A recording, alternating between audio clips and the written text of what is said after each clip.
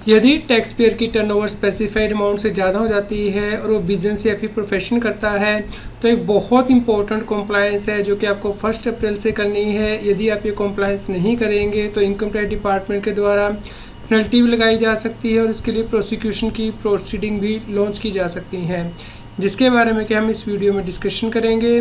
CA Satbir Singh YouTube channel पे आपका स्वागत है। इनकम टैक्स की रिटर्न फाइल करना और कॉम्प्लायंस करना डे बाय डे डिफ़िकल्ट होता जा रहा है क्योंकि इनकम टैक्स की प्रोविज़न चेंज हो रही है।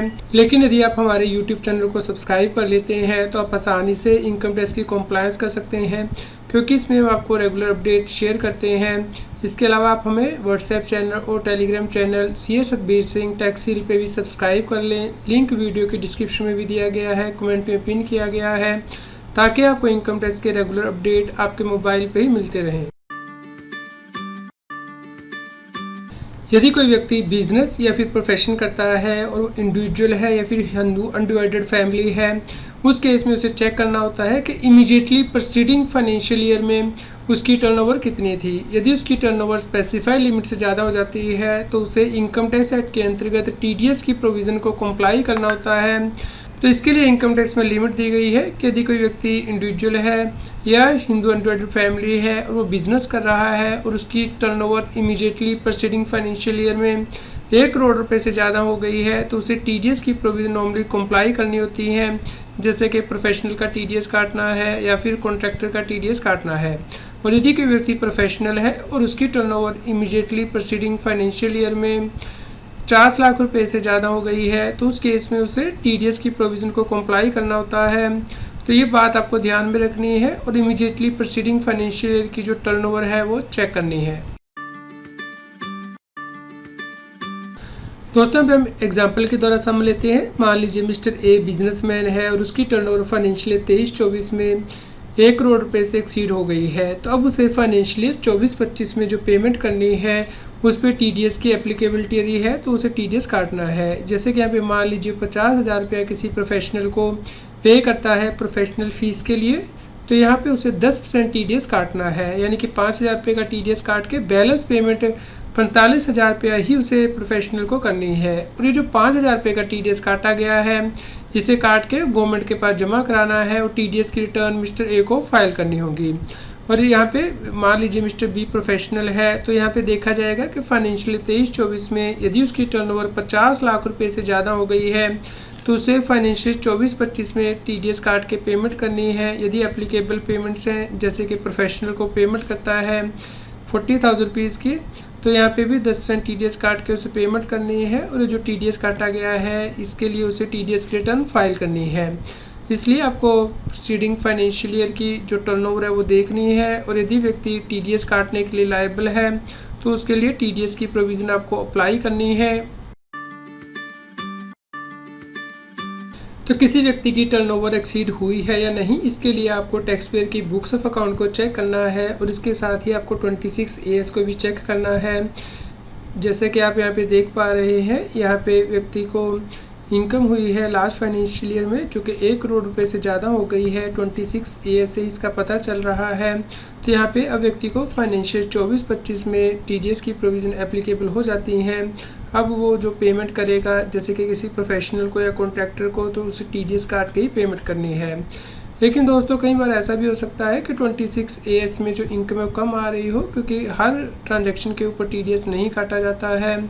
तो इसलिए आपको क्लाइंट की बुक्स ऑफ अकाउंट को चेक करना है कि कहीं उसमें कोई ऐसी रिसीट तो नहीं है जो कि टर्नओवर के अंदर इंक्लूड होती है, क्योंकि यदि उसकी टर्नओवर बिजनेसमैन के केस में 1 करोड़ से ज़्यादा हो जाती है और प्रोफेशनल के केस में 50 लाख से ज़्यादा हो जाती है तो उसे टीडीएस की प्रोविज़न एप्लीकेबल हो जाती हैं।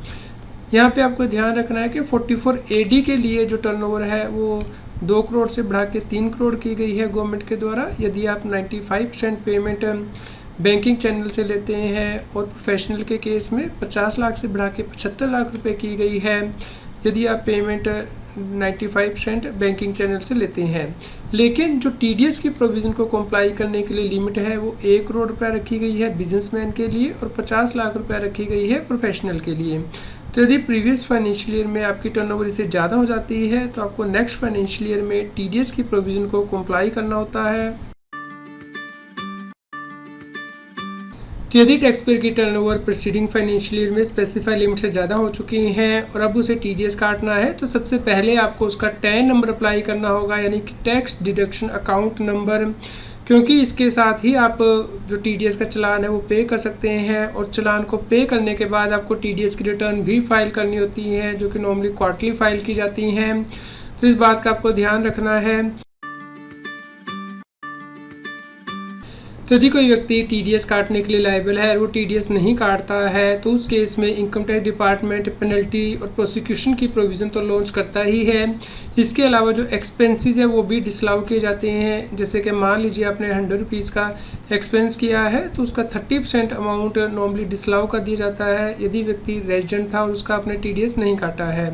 इसलिए आपको इस बात का खास ध्यान रखना है कि यदि आप टीडीएस काटने के लिए लायबल हैं, तो आपको टैन नंबर अप्लाई करना है और उसके बाद टीडीएस काट के उसे टाइमली डिपॉजिट भी करना है।